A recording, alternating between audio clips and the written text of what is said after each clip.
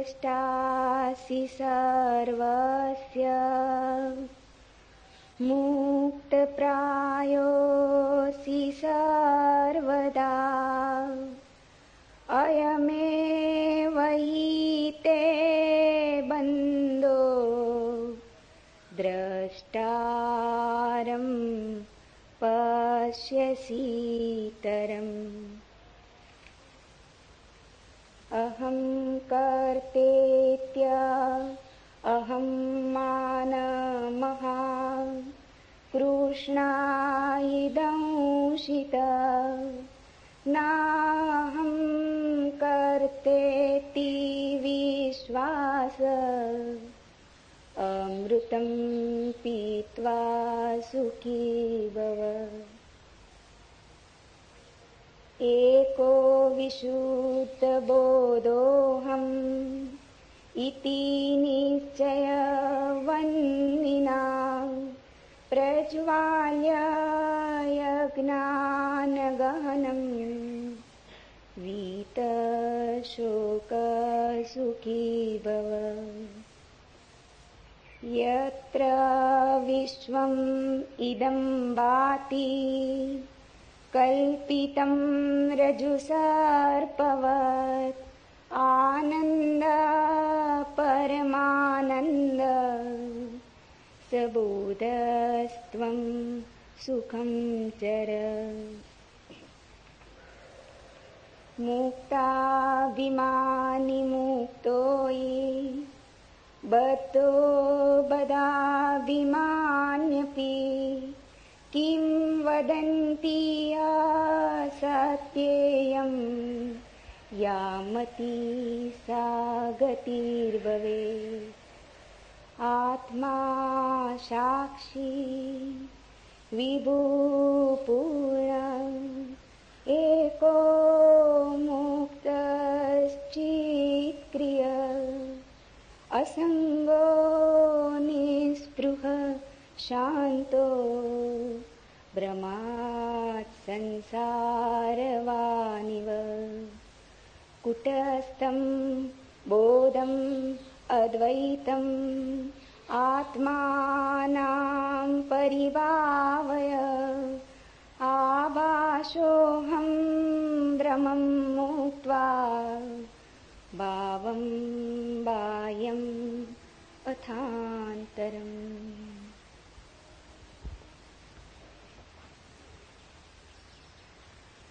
पहला सूत्र। अष्टावक्र ने कहा, तू सब का एक दृष्टा है और सदा सचमुच मुक्त है। तेरा बंधन तो यही है कि तू अपने को छोड़ दूसरे को दृष्टा देखता है। यह सूत्र अत्यंत बहुमूल्य है। एक एक शब्द इसका ठीक से समझें। तू सबका एक दृष्टा है। एको दृष्टासि सर्वस्य, और सदा सचमुच मुक्त है। साधारणतः हमें अपने जीवन का बोध दूसरों की आंखों से मिलता है। हम दूसरों की आंखों का दर्पण की तरह उपयोग करते, इसलिए हम दृष्टा को भूल जाते और दृश्य बन जाते। स्वाभाविक भी है। छोटा बच्चा पैदा हुआ, उसे अभी अपना कोई पता नहीं। वो दूसरों की आंखों में झांक के ही देखेगा कि मैं कौन। अपना चेहरा तो दिखाई पड़ता नहीं, दर्पण खोजना होगा। जब तुम दर्पण में अपने को देखते हो तो तुम दृश्य हो गए, दृष्टा ना रहे। तुम्हारी अपने से पहचान ही कितनी है, उतनी जितना दर्पण ने कहा। मां कहती है बेटा सुंदर है, तो बेटा अपने को सुंदर मानता है। शिक्षक कहते हैं स्कूल में बुद्धिमान हो, तो व्यक्ति अपने को बुद्धिमान मानता है। कोई अपमान कर देता है, कोई निंदा कर देता है, तो निंदा का स्वर भीतर समा जाता है। इसलिए तो हमें अपना बोध बड़ा भ्रामक मालूम होता है, क्योंकि अनेक स्वर से मिलके बना है, विरोधी स्वरों से मिलके बना है। किसी ने कहा सुंदर हो और किसी ने कहा तुम और सुंदर। शकल तो देखो आईने में, दोनों स्वर भीतर चले गए, द्वंद्व पैदा हो गया। किसी ने कहा बड़े बुद्धिमान हो और किसी ने कहा तुम जैसा बुद्धू आदमी नहीं देखा। दोनों स्वर भीतर चले गए, दोनों भीतर जुड़ गए, बड़ी बेचैनी पैदा हो गई, बड़ा द्वंद्व पैदा हो गया। इसलिए तो तुम निश्चित नहीं हो कि तुम कौन हो। इतनी भीड़ तुमने इकट्ठी कर ली है मतों की, इतने दर्पणों में झांका है और सभी दर्पणों ने अलग अलग खबर दी। दर्पण तुम्हारे संबंध में थोड़ी खबर देते, दर्पण अपने संबंध में खबर देते। तुमने दर्पण देखे होंगे जिनमें तुम लंबे हो जाते, दर्पण देखे होंगे जिनमें तुम मोटे हो जाते, दर्पण देखे होंगे जिनमें तुम अति सुंदर दिखने लगते, दर्पण देखे होंगे जिनमें तुम अति कुरूप हो जाते, अष्टावक्र हो जाते। दर्पण में जो झलक मिलती है वो तुम्हारी नहीं है, दर्पण के अपने स्वभाव की है। विरोधी बातें इकट्ठी होती चली जाती। इन्हीं विरोधी बातों के संग्रह का नाम तुम समझ लेते हो मैं हूं। इसलिए तुम सदा कपते रहते हो, डरते रहते हो। लोक मत का कितना भय होता है, कहीं लोग बुरा ना सोचे, कहीं लोग ऐसा ना समझ लें कि मैं मूढ़ हूं, कहीं ऐसा ना समझ लें कि मैं असाधु हूं। लोग कहीं ऐसा ना समझ लें, क्योंकि लोगों के द्वारा ही हमने अपनी आत्मा निर्मित की है। गुरुजीएफ अपने शिष्यों से कहता था, अगर तुम्हें आत्मा को जानना हो तो तुम्हें लोगों को छोड़ना होगा। ठीक कहता था। सदियों से यही सद्गुरुओं ने कहा है, अगर तुम्हें स्वयं को पहचानना हो तो तुम्हें दूसरों की आंखों में देखना बंद कर देना होगा। मेरे देखे बहुत से खोजी, सत्य के अन्वेषक समाज को छोड़कर चले गए। उसका कारण यह नहीं था कि समाज में रह के सत्य को पाना असंभव है, उसका कारण इतना ही था, समाज में रह के स्वयं की ठीक ठीक छवि जाननी बहुत कठिन है। यहां लोग खबर दिए ही चले जाते हैं कि तुम कौन हो। तुम पूछो न पूछो, सब तरफ से झलकें आती ही रहती हैं कि तुम कौन हो। और हम धीरे धीरे इन्हीं झलकों के लिए जीने लगते। मैंने सुना एक राजनेता मरा, उसकी पत्नी 2 वर्ष पहले मर गई थी। जैसे ही राजनेता मरा, उसकी पत्नी ने उस दूसरे लोग के द्वार पर उसका स्वागत किया, लेकिन राजनेता ने कहा अभी मैं भीतर ना आऊंगा, जरा मुझे मेरी अर्थी के साथ राजघाट तक हो आने दो। पत्नी ने कहा अब क्या सार है, वहां तो देह पड़ी रह गई, मिट्टी है। उसने कहा कि मिट्टी नहीं, इतना तो देख लेने दो कितने लोग विदा करने आए। राजनेता और उसकी पत्नी भी अर्थी के साथ साथ, किसी को तो दिखाई ना पड़ते थे पर उनको अर्थी दिखाई पड़ती थी, चले। बड़ी भीड़ थी, अखबार नवीस थे, फोटोग्राफर थे, झंडे झुकाए गए थे, फूल सजाए गए थे,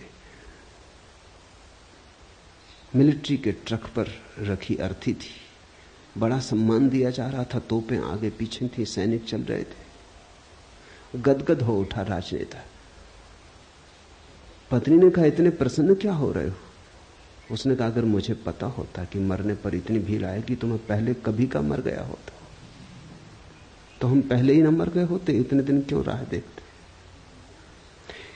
इतनी भीड़ मरने पर आए, इसी के लिए तो जिए। भीड़ के लिए लोग जीते हैं, भीड़ के लिए लोग मरते हैं। दूसरे क्या कहते हैं ये इतना मूल्यवान हो गया है कि तुम पूछते ही नहीं कि तुम कौन हो। दूसरे क्या कहते हैं उन्हीं की कतरन छांट छांट के इकट्ठी अपनी तस्वीर बना लेते।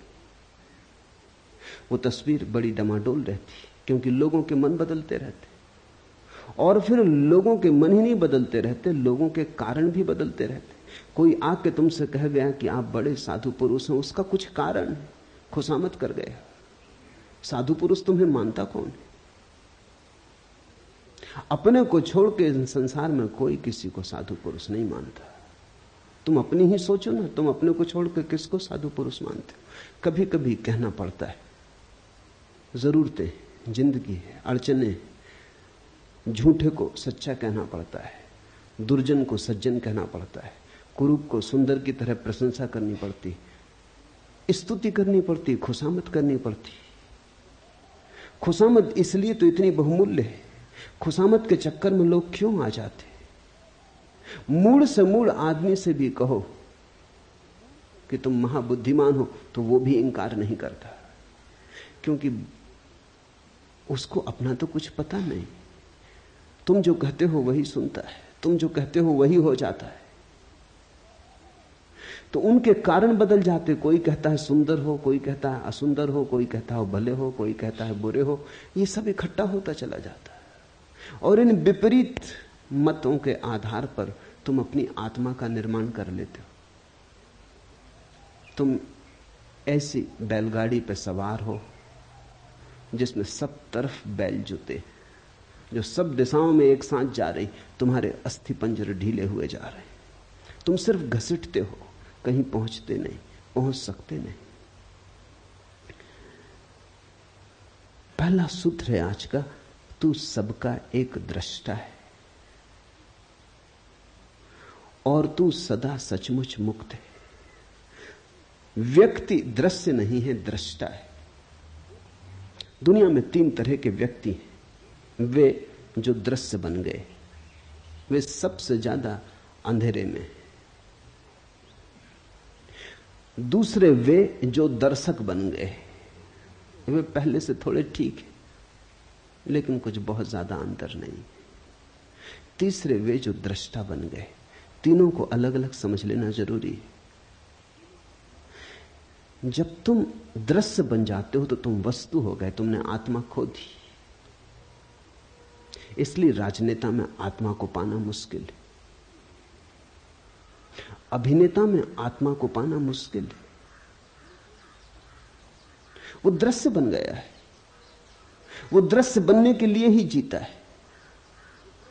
उसकी सारी कोशिश ये है कि मैं लोगों को भला कैसे लगूं, सुंदर कैसे लगूं, श्रेष्ठ कैसे लगूं। श्रेष्ठ होने की चेष्टा नहीं है, श्रेष्ठ लगने की चेष्टा है। कैसे श्रेष्ठ दिखाई पड़ूं। तो जो दृश्य बन रहा है वो पाखंडी हो जाता है। वो ऊपर से मुखौटे ओढ़ लेता है, ऊपर से सब आयोजन कर लेता है, भीतर सड़ता जाता है। फिर दूसरे वे लोग हैं जो दर्शक बन गए, उनकी बड़ी भीड़ है। स्वभावतः पहले तरह के लोगों के लिए दूसरे तरह के लोगों की जरूरत है, नहीं तो दृश्य बनेंगे लोग कैसे। कोई राजनेता बन जाता है, फिर ताली बजाने वाली भीड़ मिल जाती, तो दोनों में बड़ा मेल बैठ जाता है। नेता हो तो अनुयायी भी चाहिए, कोई नाच रहा हो तो दर्शक भी चाहिए, कोई गीत गा रहा हो तो सुनने वाले भी चाहिए। तो कोई दृश्य बनने में लगा है, कुछ दर्शक बनकर रह गए। दर्शकों की बड़ी भीड़ है। पश्चिम के मनोवैज्ञानिक बड़े चिंतित थे, क्योंकि लोग बिल्कुल ही दर्शक होकर रह गए हैं। फिल्म देखाते हैं, रेडियो खोल लेते हैं, टेलीविजन के सामने बैठ जाते हैं घंटों। अमेरिका में करीब करीब औसत आदमी 6 घंटे रोज टेलीविजन देख रहा है। फुटबॉल का मैच हो देखाते हैं, कुश्ती हो रही हो तो देखाते हैं, क्रिकेट हो तो देखाते हैं, ओलंपिक हो तो देखाते हैं। बस सिर्फ देखने वाले रह गए, खड़े हैं दर्शक की तरह राह के किनारे राहगीर। जीवन का जुलूस निकल रहा है, तुम देख रहे हो। कुछ हैं जो जीवन के जुलूस में सम्मिलित हो गए, वो जरा कठिन धंधा है, वहां बड़ी प्रतियोगिता है। जुलूस में सम्मिलित होना जरा मुश्किल है, बड़े संघर्ष और बड़े आक्रमण की जरूरत है। लेकिन जुलूस को देखने वालों की भी जरूरत है। वो किनारे खड़े देख रहे हैं, अगर वो ना हो तो जुलूस भी विदा हो जाए। तुम थोड़ा सोचो, अगर अनुयायी न चले पीछे तो नेताओं का क्या हो। अकेले झंडा ऊंचा रहे हमारा, बड़े बुद्धू मालूम पड़े, बड़े पागल मालूम पड़े। राह किनारे लोग चाहिए, भीड़ चाहिए, तो पागलपन भी ठीक मालूम पड़ता है। तुम थोड़ा सोचो, कोई देखने ना आए और क्रिकेट का मैच होता रहे, मैच के प्राण निकल गए। मैच के प्राण मैच में थोड़ी, वो देखने जो लाखों लोग इकट्ठे होते हैं उनमें। और आदमी अद्भुत है, आदमी तो घुड़दौड़ देखने भी जाते। ये पूरा कोरेगांव पार्क घुड़दौड़ देखने वालों की बस्ती। ये बड़ी हैरानी की बात है, आदमी को दौड़ाओ, कोई घोड़ा देखने नहीं आता। घोड़े दौड़ते हैं, आदमी देखने जाते हैं। ये घोड़ों से भी गई बीती स्थिति हो गई। देखते ही देखते जिंदगी बीत जाती। दर्शक, प्रेम करते नहीं तुम, फिल्म में प्रेम चलता है वो देखते हो। नाचते नहीं तुम, कोई नाचता है तुम देखते हो। गीत तुम नहीं गुनगुनाते, कोई गुनगुनाता है तुम सुनते हो। तो तुम्हारा जीवन अगर नपुंसक हो जाए, अगर उसमें से सब जीवन ऊर्जा खो जाए, तो आश्चर्य क्या। तुम्हारे जीवन में कोई गति नहीं है, कोई ऊर्जा का प्रवाह नहीं है, तुम मुर्दे की भांति बैठे हो। बस तुम्हारा कुल काम इतना है कि देखते रहो, कोई दिखाता रहे, तुम देखते रहो। ये दो ही की बड़ी संख्या है दुनिया में, दोनों एक दूसरे से बंधे। मनोवैज्ञानिक कहते हैं दुनिया में हर बीमारी के दो पहलू होते। दुनिया में कुछ लोग हैं जिनको मनोवैज्ञानिक कहते हैं मैसोचिस्ट, पर स्वदुखवादी, वो अपने को सताते हैं। और दुनिया में दूसरा एक वर्ग है जिसको मनोवैज्ञानिक कहते हैं सैडिस्ट, पर दुखवादी, दूसरे को सताते। दोनों की जरूरत है, इसलिए दोनों जब मिल जाते हैं तो बड़ा राग रंग चलता है।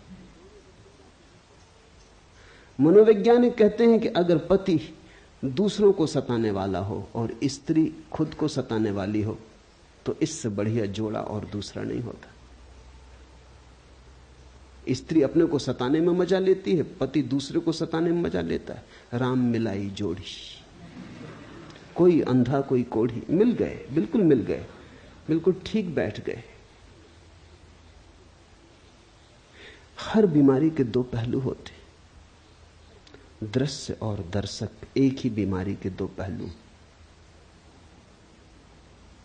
स्त्रियां आमतौर से दृश्य बनना पसंद करती, पुरुष आमतौर से दर्शक बनना पसंद करते। मनोवैज्ञानिकों की भाषा में स्त्रियों को वो कहते हैं एग्जिबिशनिस्ट, नुमाइशी। उनका सारा रस नुमाइश बनने में। मुल्ला नसरुद्दीन मक्खियां मार रहा था, बहुत मक्खियां हो गई, तो पत्नी ने कहा इनको हटाओ। आईने के पास मक्खियां मार रहा था, बोला कि एक जोड़ा,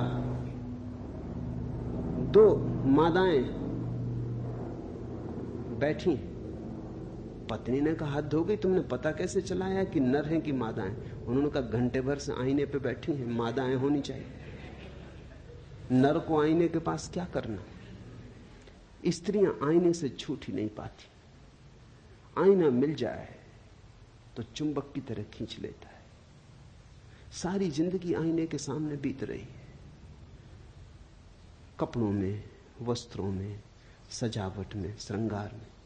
और बड़ी हैरानी की बात है, इतने सज धज के निकलती हैं, फिर कोई धक्का दे तो नाराज होती, कोई धक्का ना दे तो भी दुखी होंगी, क्योंकि धक्का देने के लिए इतना सज धजने का इंसान था, नहीं तो प्रयोजन क्या था? पति के सामने स्त्रियां नहीं सजती, पति के सामने तो वो भैरवी बनी बैठी रहती, क्योंकि वहां धक्का मुक्का समाप्त हो चुका है। लेकिन घर के बाहर जाएं तो बड़ी तैयारी करती हैं, वहां दर्शक मिलेंगे, वहां दृश्य बनना है। मनुष्य को, पुरुष को मनोवैज्ञानिक कहते हैं वोयूर। उसकी सारी नजर देखने में, उसका रस देखने में। स्त्रियों को देखने में रस नहीं, दिखाने में रस। इसलिए तो स्त्री पुरुषों का जोड़ा बैठ जाता, बीमारी के दो पहलू बिल्कुल एक साथ बैठ जाते। और ये दोनों ही अवस्थाएं रुग्ण हैं। अष्टावक्र कहते हैं मनुष्य का स्वभाव दृष्टा का है, न तो दृश्य बनना है और न दर्शक। अब कभी तुम ये भूल मत कर लेना, कई बार मैंने देखा है कुछ लोग ये भूल कर लेते हैं, वो समझते हैं दर्शक हो गए तो दृष्टा हो गए। इन दोनों शब्दों में बड़ा बुनियादी फर्क है। भाषा कोश में शायद फर्क ना हो, वहां दर्शक और दृष्टा का एक ही अर्थ होगा, लेकिन जीवन के कोश में बड़ा फर्क है। दर्शक का अर्थ है दृष्टि दूसरे पर है, और दृष्टा का अर्थ है दृष्टि अपने पर है।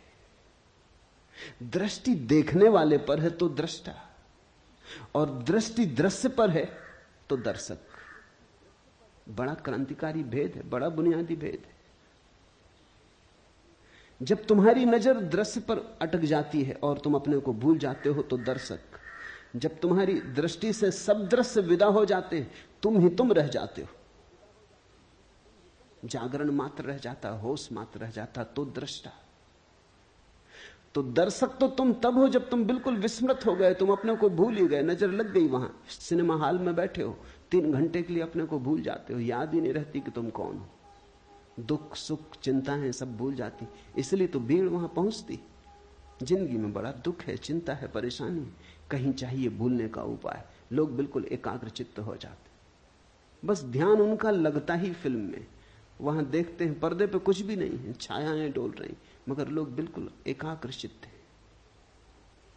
बीमारी भूल जाती, चिंता भूल जाती, बुढ़ापा भूल जाता, मौत भी आती हो तो भूल जाती।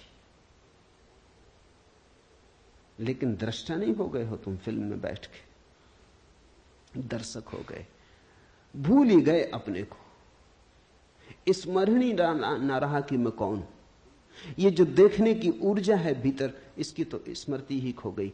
बस सामने दृश्य है, उसी पर अटक गए, उसी में सब भांति डूब गए। दर्शक होना एक तरह का आत्मविस्मरण है, और दृष्टा होने का अर्थ है सब दृश्य विदा हो गए, पर्दा खाली हो गया, अब कोई फिल्म नहीं चलती वहां, न कोई विचार रहे, न कोई शब्द रहे, पर्दा बिल्कुल शून्य हो गया, कोरा और शुभ्र सफेद। देखने को कुछ भी ना बचा, सिर्फ देखने वाला बचा। और अब देखने वाले में डुबकी लगी तो दृष्टा। दृश्य और दर्शक, मनुष्यता इनमें बटी। कभी कभी कोई दृष्टा होता है, कोई अष्टावक्र, कोई कृष्ण, कोई महावीर, कोई बुद्ध। कभी कभी कोई जागता और दृष्टा होता है। तू सबका एक दृष्टा है। और इस सूत्र की खूबियां ये हैं कि जैसे ही तुम दृष्टा हुए, तुम्हें पता चलता है दृष्टा तो एक ही है संसार में, बहुत नहीं। दृश्य बहुत है, दर्शक बहुत है। अनेकता का अस्तित्व ही दृश्य और दर्शक के बीच है। वो झूठ का जाल है, दृष्टा तो एक ही है।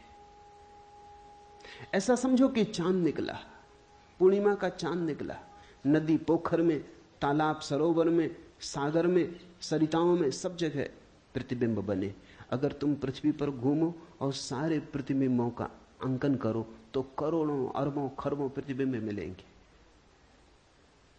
लेकिन चांद एक है, प्रतिबिंब अनेक है।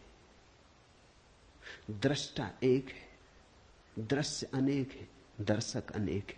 वो सिर्फ प्रतिबिंब है, वो छायाएं हैं।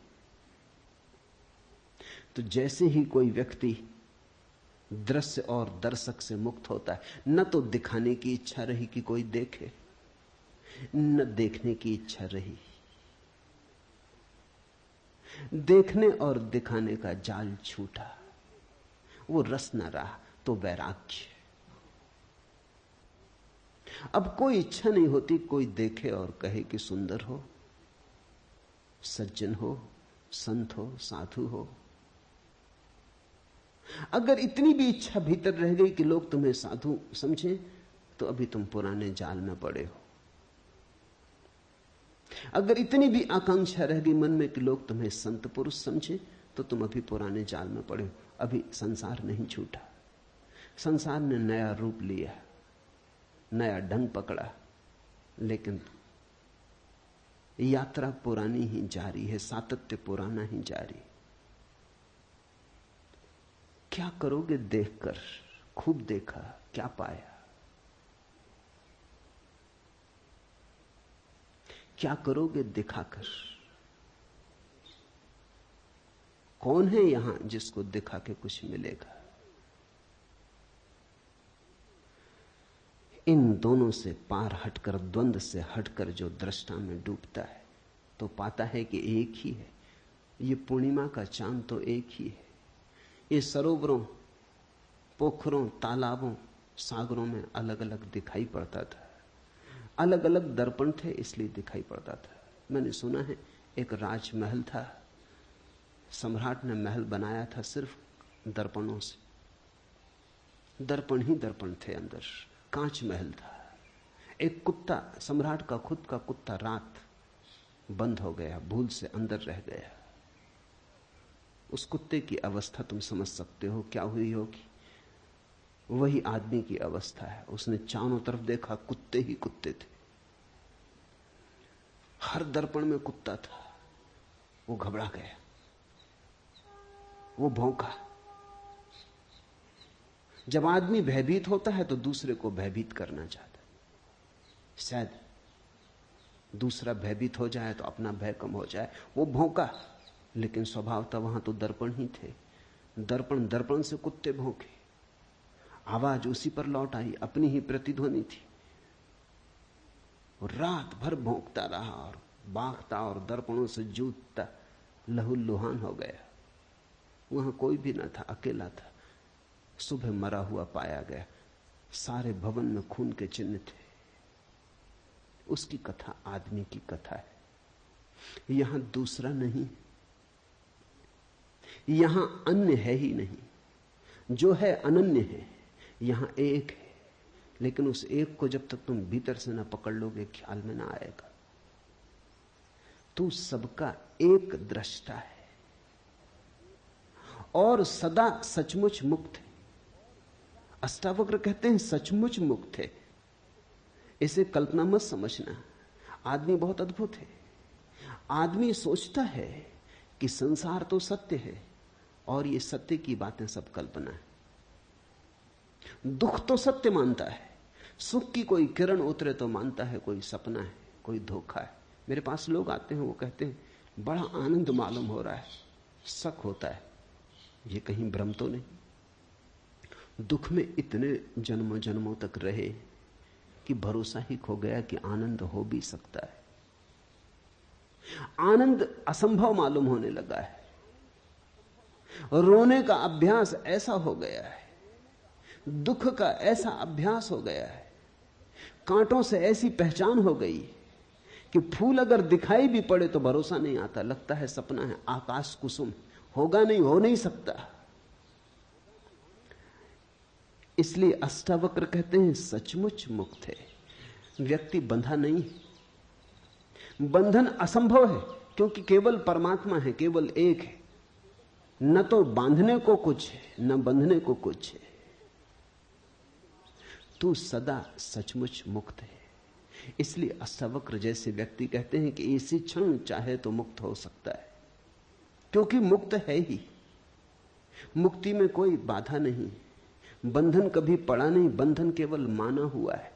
तेरा बंधन तो यही है कि तू अपने को छोड़ दूसरे को दृष्टा देखता है। एको दृष्टासी सर्वस्य मुक्त प्रायो असि सर्वदा अयमेव हीते बंधो दृष्टारम पश्य सीतरम। एक ही बंधन है कि तू अपने को छोड़ दूसरे को दृष्टा देखता है, और एक ही मुक्ति है कि तू अपने को दृष्टा जान ले। तो इस प्रयोग को थोड़ा करना शुरू करें। देखते हैं, वृक्ष के पास बैठे हैं, वृक्ष दिखाई पड़ रहा है, तो धीरे धीरे वृक्ष को देखते देखते उसको देखना शुरू करें जो वृक्ष को देख रहा है। जरा से हेरफेर की बात है। साधारणता चेतना का तीर वृक्ष की तरफ जा रहा है, इस तीर को दोनों तरफ जाने दें, इसका फल दोनों तरफ कर लें। वृक्ष को भी देखें और साथ ही चेष्टा करें उसको भी देखने की जो देख रहा है। देखने वाले को न भूलें।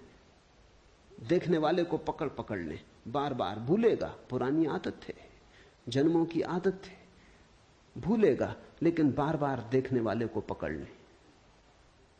जैसे जैसे देखने वाला पकड़ में आने लगेगा, कभी कभी क्षण भर को ही आएगा, लेकिन क्षण भर को ही पाएंगे एक अपूर्व शांति का उदय हुआ, एक आशीष बरसा, एक सौभाग्य की किरण उतरी। एक क्षण को भी अगर ऐसा होगा तो एक क्षण को भी मुक्ति का आनंद मिलेगा, और वो आनंद तुम्हारे जीवन के स्वाद को और जीवन की धारा को बदल देगा। शब्द नहीं बदलेंगे तुम्हारे जीवन की धारा को, शास्त्र नहीं बदलेंगे, अनुभव बदलेगा, स्वाद बदलेगा। यहां मुझे सुन रहे हैं, दो तरह से सुना जा सकता है। सुनते वक्त मैं जो बोल रहा हूं, अगर उस पर ही ध्यान रहे और तुम अपने को भूल जाओ, तो फिर तुम दृष्टा ना रहे, श्रोता ना रहे, श्रावक ना रहे। तुम्हारा ध्यान मुझ पे अटक गया तो तुम दर्शक हो गए। आंख से ही दर्शक नहीं हुआ जाता, कान से भी दर्शक हुआ जाता है। जब भी ध्यान ऑब्जेक्ट पर, विषय पर अटक जाए तो तुम दर्शक हो गए।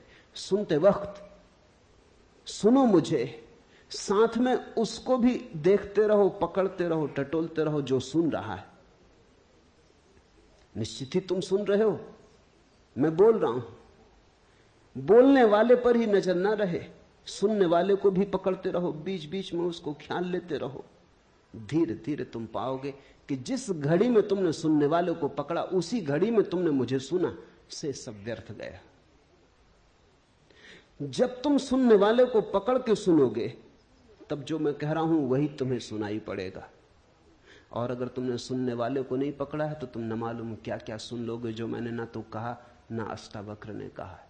तब तुम्हारा मन बहुत से जाल बुन लेगा, तुम बेहोश हो। बेहोशी में तुम कैसे होश की बातें समझ सकते हो?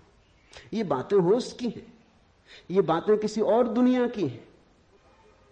तुमने अगर नींद में सुना तो तुम इन बातों के आसपास अपने सपने गूंथ लोगे, तुम इन बातों का रंग खराब कर दोगे, तुम इनको पोत लोगे, तुम अपने ढंग से इनका अर्थ निकाल लोगे, तुम इनकी व्याख्या कर लोगे। तुम्हारी व्याख्या में ही ये अद्भुत वचन मुर्दा हो जाएंगे। तुम्हारे हाथ लाश लगेगी अष्टावक्र की, जीवित अष्टावक्र से तुम चूक जाओगे। क्योंकि जीवित अष्टावक्र को पकड़ने के लिए तो तुम्हें अपने दृष्टा को पकड़ना होगा। वहां है जीवित अष्टावक्र। इसे ख्याल में लो। सुनते हो मुझे, सुनते सुनते उसको भी सुनने लगो जो सुन रहा है। तीर दोहरा हो जाए, मेरी तरफ हो, तुम्हारी तरफ भी हो। अगर मैं भूल जाऊं तो कोई हर्जा नहीं, लेकिन तुम नहीं भूलने चाहिए। और एक ऐसी घड़ी आती जब ना तो तुम रह जाते न मैं रह जाता। एक ऐसी परम शांति की घड़ी आती है जब दो नहीं रह जाते, एक ही बचता है। तुम ही बोल रहे हो, तुम ही सुन रहे हो, तुम ही देख रहे हो, तुम ही दिखाई पड़ रहे हो। उस घड़ी के लिए ही इशारा अष्टावक्र कर रहे हैं कि वो एक है दृष्टा और सदा सचमुच मुक्त है।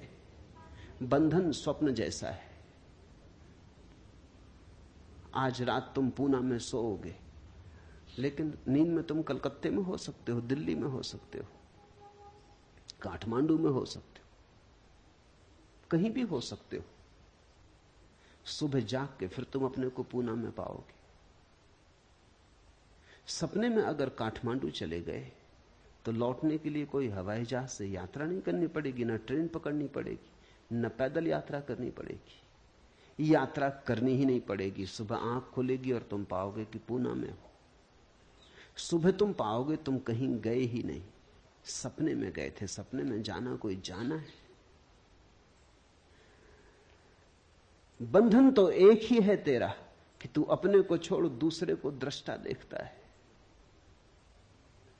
एक ही बंधन है कि हमें अपना होश नहीं, अपने दृष्टा का होश नहीं। एक तो ये अर्थ है इस सूत्र का, एक और भी अर्थ है, वो भी ख्याल में ले लेना चाहिए। साधारणता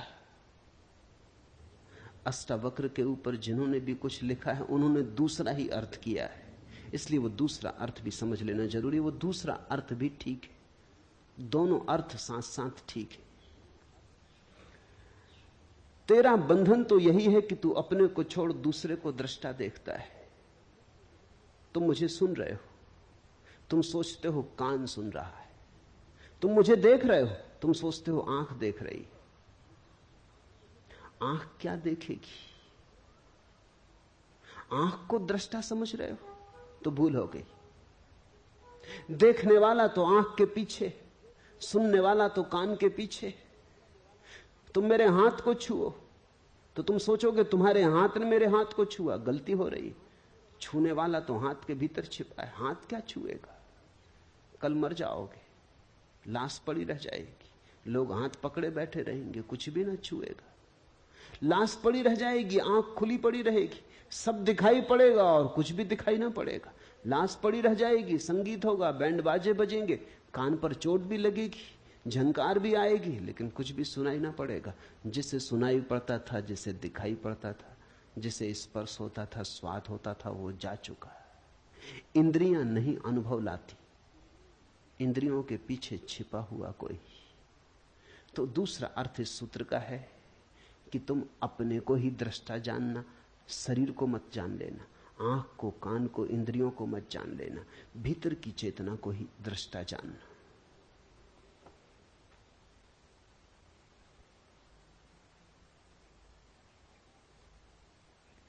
मैं करता हूं ऐसे अहंकार रूपी अत्यंत काले सर्प से दंशित हुआ तू। मैं करता नहीं हूं ऐसे विश्वास रूपी अमृत को पीकर सुखी हो। अहम करता इति, मैं करता हूं ऐसे अहंकार रूपी अत्यंत काले सर्प से दंशित हुआ तू। हमारी मान्यता ही सब कुछ है। हम मान्यता के सपने में पड़े, हम अपने को जो मान लेते हैं वही हो जाते। ये बड़ी विचार की बात है। ये पूरब के अनुभव का सार निचोड़ है। हमने जो मान लिया है अपने को वही हम हो जाते। तुमने अगर कभी किसी सम्मोहनविद को, हिप्नोटिस्ट को प्रयोग करते देखा हो तो तुम चौंके होगे। अगर वो किसी व्यक्ति को सम्मोहित करके कह देता है पुरुष को कि तुम स्त्री हो, और फिर कहता है उठो चलो, तो वो आदमी स्त्री की तरह चलने लगता है। बहुत कठिन है स्त्री की तरह चलना, उसके लिए खास तरह का शरीर का ढांचा चाहिए। स्त्री की तरह चलने के लिए गर्भ की खाली जगह चाहिए पेट में, अन्यथा कोई स्त्री की तरह चल नहीं सकता। या बहुत अभ्यास करे तो चल सकता है। लेकिन कोई सम्मोहनविद किसी को सुला देता है बेहोशी में, वो कहता उठो तुम स्त्री हो, पुरुष नहीं, चलो, वो स्त्री की तरह चलने लगता है। वो उसे प्याज पकड़ा देता है और कहता है ये सेव है, नाश्ता कर लो। वो प्याज का नाश्ता कर लेता है और उससे पूछो कैसा स्वाद, वो कहता बड़ा स्वादिष्ट। उसे पता भी नहीं चलता कि ये प्याज है, उसे बास भी नहीं आती। सम्मोहनविदों ने अनुभव किया है, और अब तो ये वैज्ञानिक तथ्य है, इस पर बहुत प्रयोग हुए हैं। मूर्छित सम्मोहन में मूर्छित व्यक्ति के हाथ में उठा के एक साधारण कंकड़ रख दो और कह दो अंगारा रख दिया है, वो झटक के फेंक देता है, चीख मारता है कि जल गया। इतने तक भी बात होती तो ठीक था, लेकिन हाथ पे फफोला आ जाता है। तुमने खबर सुनी होगी लोगों की कि जो आग पर चल लेते हैं वो भी सम्मोहन की गहरी अवस्था है। अगर तुमने ऐसा मान लिया कि नहीं जलूंगा तो आग भी नहीं जलाती। मानने की बात है, अगर जरा भी संदेह रहा तो मुश्किल हो जाएगी, तो जल जाओगे। ऐसा बहुत बार हुआ है कि कुछ लोग सिर्फ हिम्मत करके चले गए कि जब इतने लोग चल रहे हैं तो हम भी चल लेंगे, लेकिन भीतर संदेह का कीड़ा था, वो जल गए।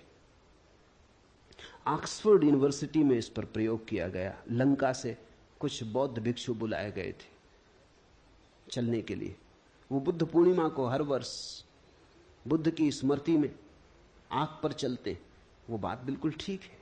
बुद्ध की स्मृति में आग पर चलना चाहिए, क्योंकि बुद्ध की कुल स्मृति इतनी है कि तुम देह नहीं हो। तो जब हम देह ही नहीं है तो आग हमें कैसे जलाएगी? कृष्ण ने गीता में कहा है, न आग तुझे जला सकती, न शस्त्र तुझे छेद सकते। नैनम छिदंती शस्त्राणि नाहम दहती पावका। नहीं आग तुझे जलाएगी, नहीं शस्त्र तुझे छेद सकते। तो बुद्ध पूर्णिमा के दिन श्रीलंका में बौद्ध भिक्षु आग पर चलते, उन्हें निमंत्रित किया गया, वो ऑक्सफोर्ड में भी चले। जब वो ऑक्सफोर्ड में चल रहे थे तो एक भिक्षु जल गया। कोई 20 भिक्षु चले, एक भिक्षु जल गया।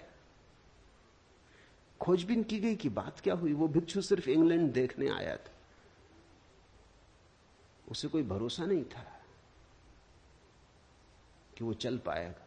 उसकी मर्जी कुछ और थी, वो तो सिर्फ यात्रा करने आया था। उसकी तो आकांक्षा इतनी थी कि इंग्लैंड देख लेंगे, और उसने सोचा जब ये 19 लोग नहीं जलते तो मैं क्यों जलूंगा। मगर भीतर संदेह का कीड़ा था, वो जल गया। और वहीं उसी रात दूसरी घटना घटी कि एक प्रोफेसर, ऑक्सफोर्ड यूनिवर्सिटी का प्रोफेसर, जिसने कभी ये घटना न देखी थी न सुनी थी, वो सिर्फ बैठ के देख रहा था, उसे देख के इतना भरोसा आ गया कि वो उठा और चलने लगा और चल गया। न तो वो बौद्ध था, न धार्मिक था, उसे तो कुछ पता ही नहीं था। उसे तो सिर्फ इतने लोगों का चलना देख के ये लगा, ये भाव ऐसी गहनता से उठा, ये श्रद्धा इतनी सघन हो गई कि वो उठा एक गहन आनंद भाव में और नाचने लगा आग पर। भिक्षु भी चौंके, क्योंकि भिक्षुओं को तो ये ख्याल था कि बुद्ध भगवान उन्हें बचा रहे। ये आदमी तो कोई बौद्ध नहीं है, ये तो अंग्रेज था और धार्मिक भी नहीं था, चर्च भी नहीं जाता था, तो क्राइस्ट भी इसकी फिक्र नहीं करेंगे। बुद्ध से तो कुछ लेना देना है नहीं, इसका तो कोई भी मालिक नहीं था, सिर्फ श्रद्धा। हम जो मानते हैं गहन श्रद्धा में वही हो जाते। मैं करता हूं ऐसे अहंकार रूपी अत्यंत काले सर्प से दंशित हुआ तू। मैं करता नहीं हूं ऐसे विश्वास रूपी अमृत को पीकर सुखी हो। ये वचन ख्याल रखना, बार बार अष्टावक्र कहते हैं सुखी हो। वो कहते हैं इसी क्षण घट सकती है बात। अहम करता इति, मैं करता हूं ऐसी हमारी धारणा है। उस धारणा के अनुसार हमारा अहंकार निर्मित होता है। कर्ता यानी अस्मिता। मैं करता हूं, उसी से हमारा अहंकार निर्मित होता है। इसलिए जितना बड़ा करता हो उतना बड़ा अहंकार होता है। तुमने अगर कुछ खास नहीं किया तो तुम क्या अहंकार रखोगे? तुमने एक बड़ा मकान बनाया तो उतना ही बड़ा तुम्हारा अहंकार हो जाता। तुमने एक बड़ा साम्राज्य रचाया तो उतनी ही सीमा तुम्हारे अहंकार की हो जाती। इसलिए तो दुनिया को जीतने के लिए पागल लोग निकलते। दुनिया को जीतने थोड़ी निकलते। दुनिया किसने कब जीती? लोग आते हैं चले जाते हैं, दुनिया को कौन जीत पाता है? लेकिन दुनिया को जीतने निकलते हैं घोषणा करने कि मेरा अहंकार इतना विराट है कि सारी दुनिया को छोटा कर दूंगा, घेर लूंगा, सीमा बना दूंगा। मैं ही परिभाषा बनूंगा सारे जगत की। सिकंदर और नेपोलियन और तैमूर और नादिर और सारे पागल दुनिया को घेरने चलते। ये दुनिया को घेरने के लिए जो आकांक्षा है, ये अहंकार की आकांक्षा है।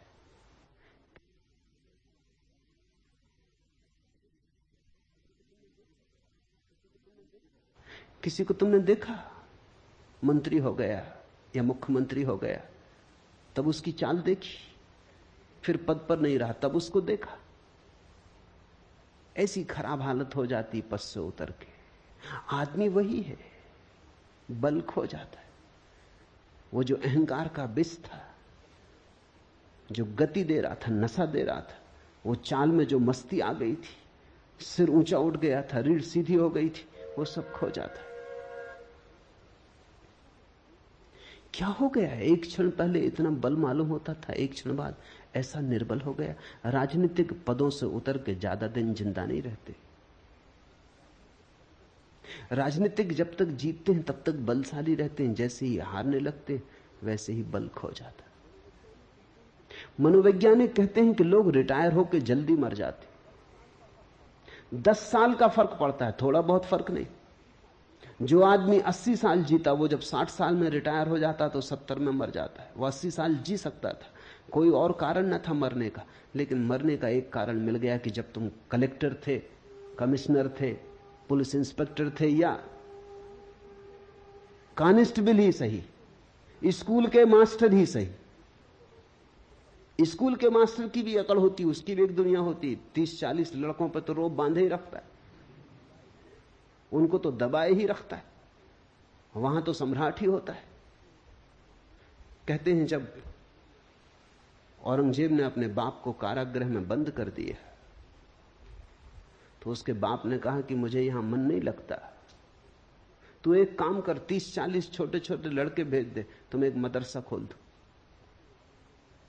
कहते हैं औरंगजेब ने कहा कि बाप जेल में तो पड़ गया है लेकिन पुरानी सम्राट होने की अकड़ नहीं जाती, तो 30-40 लड़कों पे ही अब मालकियत करेगा।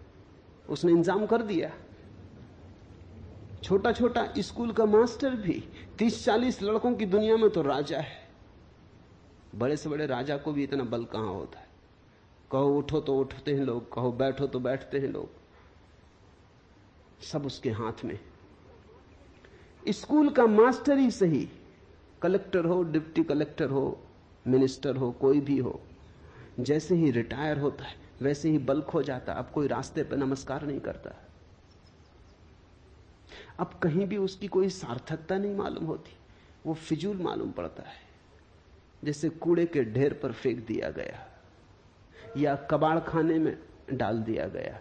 अब उसकी कहीं कोई जरूरत नहीं, जहां भी जाता है लोग उसको सहते, मगर उनके भाव से पता चलता है कि अब जाओ, भी क्षमा करो, अब यहां किस लिए चले आए, अब दूसरा काम करने दो। वही लोग जो उसकी खुशामद करते थे रास्ते से कन्नी काट जाते, वही लोग जो उसके पैर दाबते थे अब दिखाई नहीं पड़ते। अचानक उसके अहंकार का गुब्बारा सिकुड़ जाता है, जैसे गुब्बारा फूट गया, हवा निकलने लगी, पंचर हो गया, सिकुड़ने लगता है। जीने में कोई अर्थ नहीं मालूम होता, मरने की आकांक्षा पैदा होने लगती। वो सोचने लगता है अब मर ही जाऊं, क्योंकि अब क्या सार। रिटायर होकर लोग जल्दी मर जाते क्योंकि उनके जीवन का सारा बल तो उनके साम्राज्यों में था। कोई हेड क्लर्क था तो 10-5 क्लर्कों को ही सता रहा था।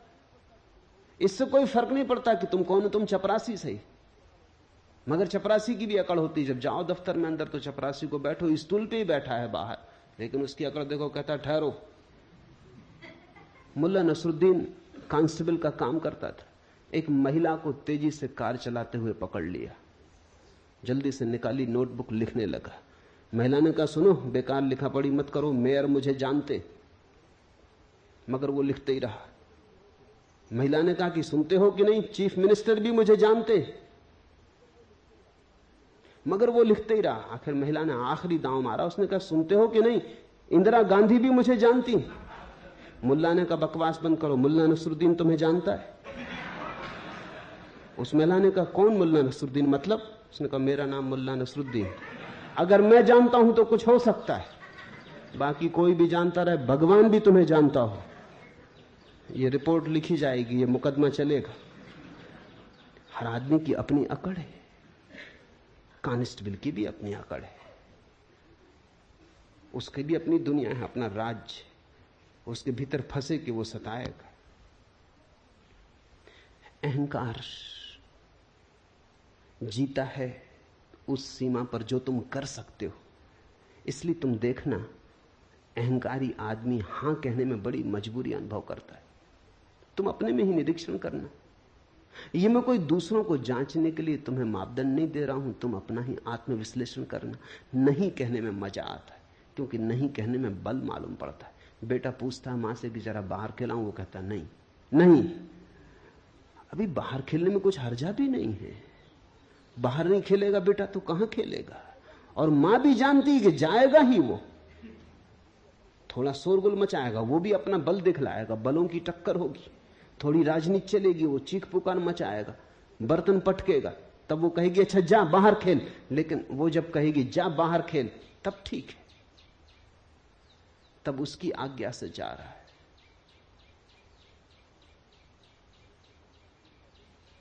मुल्ला नसरुद्दीन का बेटा बहुत ऊधम कर रहा था, उससे बार बार कह रहा था शांत होकर बैठ, देख मेरी आज्ञा मान, शांत होकर बैठ, मगर वो सुन नहीं रहा था। कौन बेटा सुनता है? आखिर भन्ना के मुल्ला नसरुद्दीन ने कहा अच्छा अब कर जितना ऊधम करना, अब देख कैसे मेरी आज्ञा का उल्लंघन करता है, अब मेरी आज्ञा है, कर कितना ऊधम करना है, अब देखें कैसे मेरी आज्ञा का उल्लंघन करता है।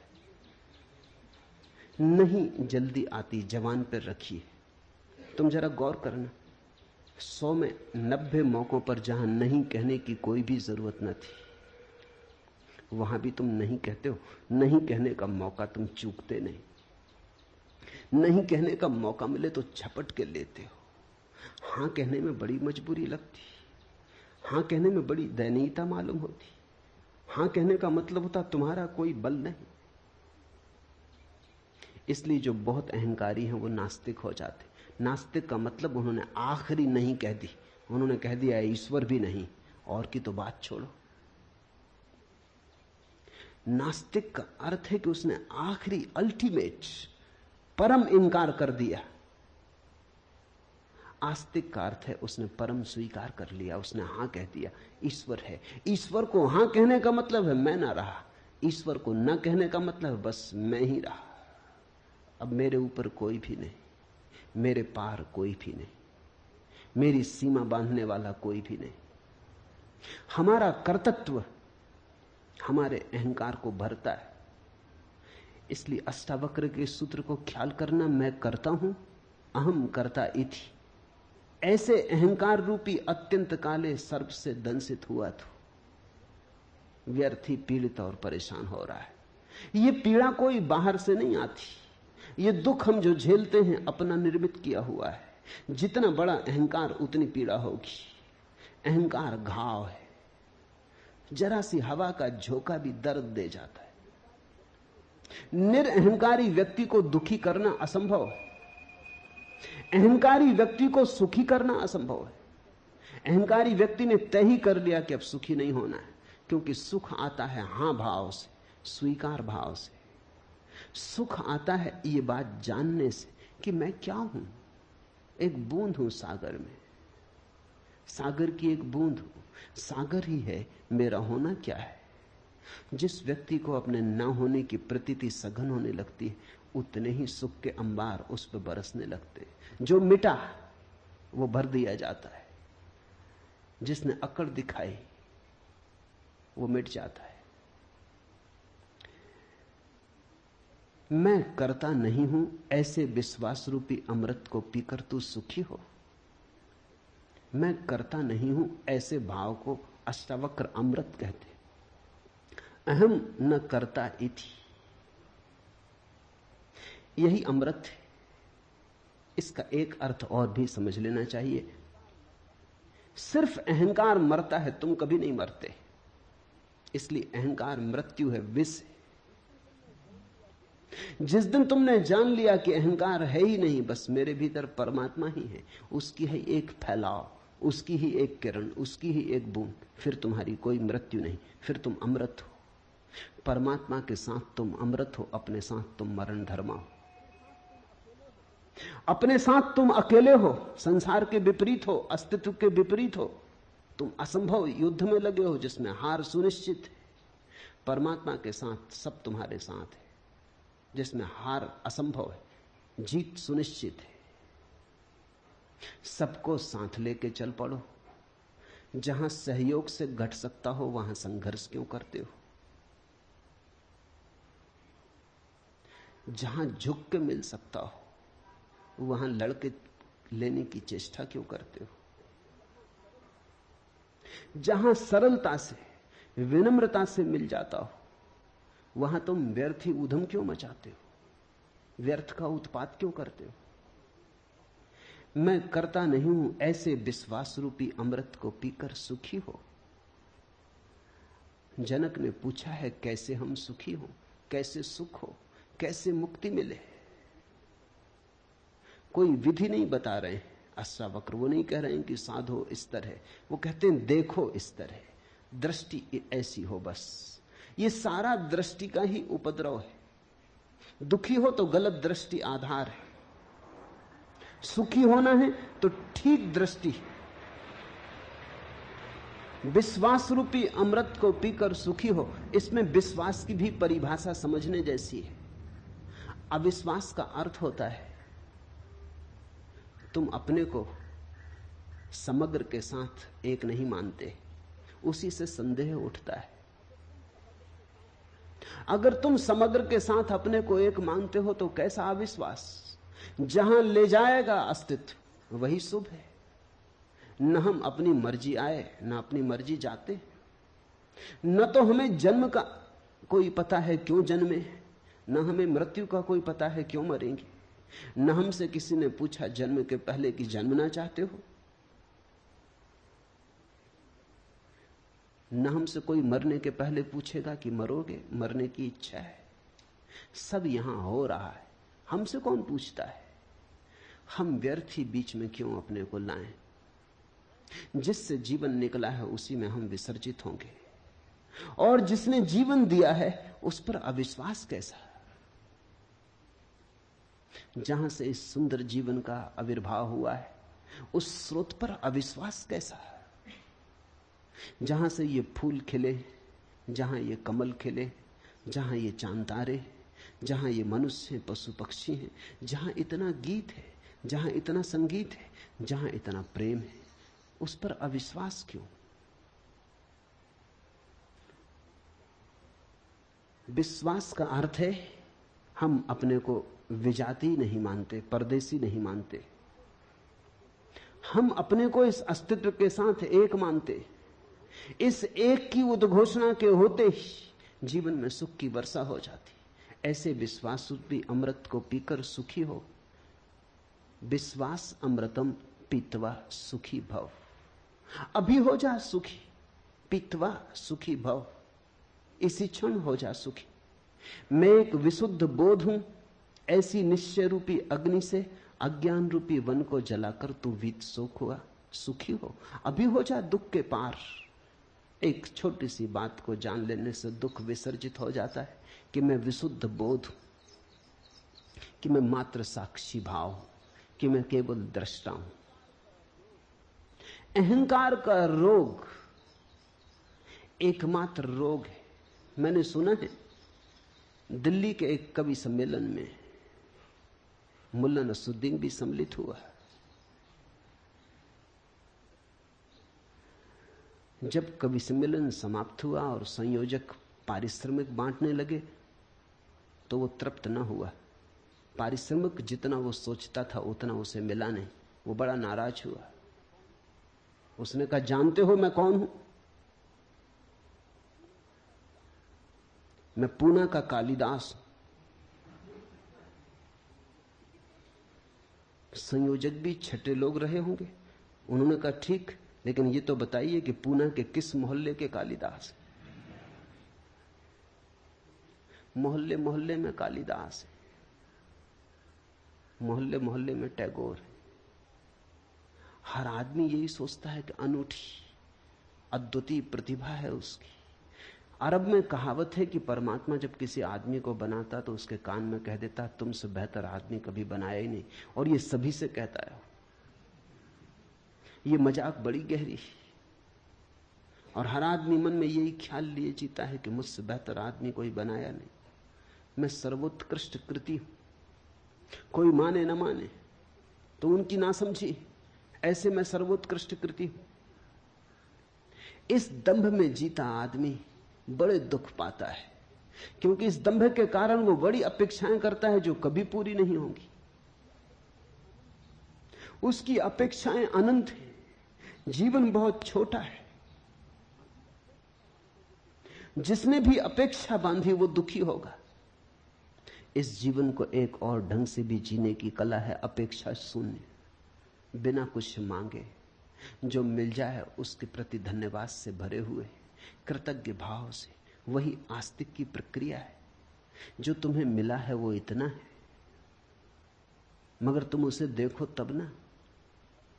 मैंने सुना है एक आदमी मरने जा रहा था। जिस नदी के किनारे वो मरने गया, एक सूफी फकीर बैठा हुआ था। उसने कहा, क्या कर रहे हो? वो कूदने को ही था। उसने कहा, रोको मत, बहुत हो गया, जिंदगी में कुछ भी नहीं, सब बेकार है। जो चाहा नहीं मिला, जो नहीं चाहा वही मिला। परमात्मा मेरे खिलाफ है, तो मैं भी क्यों स्वीकार करूं ये जीवन? उस फकीर ने कहा, ऐसा करो, एक दिन के लिए रुक जाओ, फिर मर जाना। इतनी जल्दी क्या? तुम कहते हो तुम्हारे पास कुछ भी नहीं। उसने कहा, कुछ भी नहीं। कुछ होता तो मरने क्यों आता? उस फकीर ने कहा, तुम मेरे साथ आओ, इस गांव का राजा मेरा मित्र है। वो ले गया फकीर को। फकीर उसे ले गया। उसने सम्राट के कान में कुछ कहा। सम्राट ने कहा, 1 लाख रुपए दूंगा। उस आदमी ने इतनी सुना, फकीर ने क्या कहा कान में वो नहीं सुना। सम्राट ने कहा, 1 लाख रुपए दूंगा। फकीर आया और उस आदमी के कान में बोला कि सम्राट, तुम्हारी दोनों आंखें 1 लाख रुपए में खरीदने को तैयार, बेचते हो? उसने कहा, क्या मतलब? आंख और बेच दूं? लाख रुपए में 10 लाख दे तो भी नहीं देने वाला। तो सम्राट के पास फिर गया। उसने कहा, अच्छा 11 लाख देंगे। उस आदमी ने कहा, छोड़ो जी, ये धंधा करने नहीं, आंख बेचेंगे क्यों? फकीर ने कहा, कान बेचोगे, नाक बेचोगे? ये सम्राट हर चीज खरीदने को तैयार है और जो दाम मांगो देने को तैयार। उसने कहा, नहीं, ये धंधा हमें करने नहीं है, बेचेंगे क्यों? उस फकीर ने कहा, जरा देख, आंख तू 11 लाख में भी बेचने को तैयार नहीं, और रात तू मरने जा रहा था और कह रहा था कि मेरे पास कुछ भी नहीं। जो मिला है वो हमें दिखाई नहीं पड़ता। जरा इन आंखों को तो ख्याल करो, ये कैसा चमत्कार है। आंख चमड़ी से बनी है, चमड़ी का ही अंग है, लेकिन आंख देख पाती कैसी पारदर्शी। असंभव संभव हुआ है। ये कान सूंघ पाते संगीत को, पक्षियों के कलरव को, हवाओं के मरमर को, सागर के शोर को। ये कान सिर्फ चमड़ी और हड्डी से बने। ये चमत्कार तो देखो। तुम हो, ये इतना बड़ा चमत्कार है कि इससे बड़ा और कोई चमत्कार क्या तुम सोच सकते हो? इस हड्डी मांस मज्जा की देह में चैतन्य का दिया जल रहा है। जरा इस चैतन्य के दिए का मूल्य तो आंको नहीं, लेकिन तुम्हारी इस पर कोई दृष्टि नहीं। तुम कहते हो हमें 100 रुपए की नौकरी मिलनी चाहिए थी, 90 रुपए की मिली, मरेंगे, आत्महत्या कर लेंगे। कि होना चाहिए था मिनिस्टर, केवल डिप्टी मिनिस्टर हो पाए, नहीं जिएंगे। कि मकान बड़ा चाहिए था, छोटा मिला, कोई सार रहने का नहीं। कि दिवाला निकल गया, कि बैंक में खाता खाली हो गया, अब जीने में सार क्या है। कि एक स्त्री चाहिए थी वो न मिली, कि एक पुरुष चाहा था वो न मिला, बस अब मरेंगे। जितना तुम चाहोगे उतना ही तुम्हारे जीवन में दुख होगा। जितना तुम देखोगे कि बिना चाहे कितना मिला है, अपूर्व तुम्हारे ऊपर बरसा है, अकारण तुमने कमाया क्या है? क्या थी कमाई तुम्हारी जिसके कारण तुम्हें जीवन मिले? क्या है तुम्हारा अर्जन जिसके कारण क्षण भर तुम सूरज की किरणों में नाचो, चांद तारों से बात करो? क्या है कारण? क्या है तुम्हारा बल? क्या है प्रमाण तुम्हारे बल का कि हवाएं तुम्हें छुएं और तुम गुनगुनाओ, आनंद मग्न हो, कि ध्यान संभव हो सके? इसके लिए तुमने क्या किया है? यहां सब तुम्हें मिला है प्रसाद रूप, फिर भी तुम परेशान हो, फिर भी तुम कहे चले जाते हो, फिर भी तुम उदास हो। जरूर अहंकार का रोग खाए चला जा रहा है, वही सबको पकड़े हुए है। मैंने सुना है एक परिवार के सभी सदस्य फिल्मों में काम करते थे। एक बार परिवार का मुखिया अपने पारिवारिक डॉक्टर के पास आया और बोला, डॉक्टर साहब, मेरे बेटे को छूत की बीमारी। स्कारलेट फीवर, और वह मानता है कि उसने घर की नौकरानी को चूमा है। आप घबराइए नहीं, डॉक्टर ने सलाह दी, जवानी में खून जोश मारता ही है। आप समझे नहीं डॉक्टर, वो आदमी बोला और थोड़ा बेचैन होकर। सच बात यह है कि उसके बाद मैं भी उस लड़की को चूम चुका हूं। तब तो मामला कुछ गड़बड़ नजर आता है। डॉक्टर ने स्वीकार किया। अभी क्या गड़बड़ है डॉक्टर साहब? उसके बाद मैं अपनी पत्नी को भी 2 बार चूम चुका हूं। इतना सुनते ही डॉक्टर अपनी कुर्सी से उछल के चिल्लाया, तब तो मारे गए, तब तो ये वाहियात बीमारी मुझे भी लग चुकी होगी। वो उनकी पत्नी को चूम चुके। ऐसी बीमारी फैलती चली जाती। अहंकार छूत की बीमारी है। जब बच्चा पैदा होता है तो कोई अहंकार नहीं होता, बिल्कुल निरअहंकार, निर्दोष होता है। खुली किताब होता है, कुछ भी लिखावट नहीं होती, खाली किताब होता है। फिर धीरे धीरे अक्षर लिखे जाते, फिर धीरे धीरे अहंकार निर्मित किया जाता है। माँ बाप, परिवार, समाज, स्कूल, विश्वविद्यालय फिर उसके अहंकार को मजबूत करते चले जाते। ये सारी प्रक्रिया हमारे शिक्षण की और संस्कार की, सभ्यता और संस्कृति की बस एक बीमारी को पैदा करती, अहंकार को जन्माती। ये अहंकार फिर जीवन भर हमारे पीछे प्रेत की तरह लगा रहता है। अगर तुम धर्म का ठीक अर्थ समझना चाहो तो इतना ही है। समाज, संस्कृति, सभ्यता तुम्हें जो बीमारी दे देते हैं, धर्म उस बीमारी की औषधि है और कुछ भी नहीं। धर्म समाज विरोधी है, सभ्यता विरोधी है, संस्कृति विरोधी है। धर्म बगावत है, धर्म क्रांति है। धर्म की क्रांति का कुल अर्थ इतना ही है कि तुम्हें जो दे दिया है दूसरों ने, उसे किस भांति तुम्हें सिखाया जाए कि तुम उसे छोड़ दो, उसे पकड़ के मत चलो। वही तुम्हारी पीड़ा है, वही तुम्हारा नरक है। अहंकार के अतिरिक्त जीवन में और कोई बोझ नहीं है। अहंकार के अतिरिक्त जीवन में और कोई बंधन, जंजीर नहीं है। मैं एक विशुद्ध बोध हूं। ऐसी निश्चय रूपी अग्नि से अज्ञान रूपी वन को जलाकर तू वीत सोख हो, सुखी हो। अहंकार का अर्थ है अपने चैतन्य को किसी और चीज से जोड़ लेना। एक आदमी कहता है कि मैं बुद्धिमान हूं, तो उसने बुद्धिमानी से अपने अहंकार को जोड़ लिया, तो उसकी चेतना अशुद्ध हो गई। तुमने देखा, दूध में कोई पानी मिला देता है तो हम कहते हैं दूध अशुद्ध हो गया। लेकिन अगर पानी मिलाने वाला कहे कि हमने बिल्कुल शुद्ध पानी मिलाया है, फिर तब भी तुम कहोगे अशुद्ध हो गया। शुद्ध पानी मिलाओ या अशुद्ध, ये थोड़ी सवाल है। पानी मिलाया, इससे कोई फर्क नहीं पड़ता कि तुमने शुद्ध पानी मिलाया, तो भी दूध तो अशुद्ध हो गया। और अगर गौर करो तो दूध ही अशुद्ध नहीं हुआ, पानी भी अशुद्ध हो गया। पानी और दूध दोनों शुद्ध थे, अलग अलग मिलके अशुद्ध हो गए। विपरीत और विजातीय और अन्य से मिलके उपद्रव होता है। चैतन्य जैसे ही अपने से भिन्न से मिल जाता है। तुमने कहा मैं बुद्धिमान, बुद्धि यंत्र है, उसका उपयोग करो, बुद्धिमान मत बनो। यही बुद्धिमानी है, बुद्धिमान मत बनो।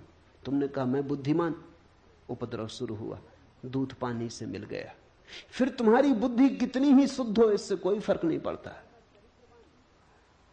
तुमने कहा मैं चरित्रवान, दूध पानी से मिल गया। अब तुम्हारा चरित्र कितना ही शुद्ध हो, इससे कुछ फर्क नहीं पड़ता।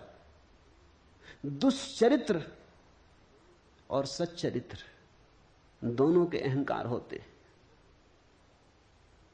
मैंने सुना है एक पुरानी कहानी कि जार के जमाने में रूस में साइबेरिया में 3 कैदी बंद थे और तीनों में सदा विवाद हुआ करता था कि कौन बड़ा अपराधी, और तीनों में सदा विवाद हुआ करता था कि कौन ज्यादा दिन से जेल भोग रहा है। जेल में अक्सर यह होता है, लोग वहां भी बढ़ा चढ़ा के बताते।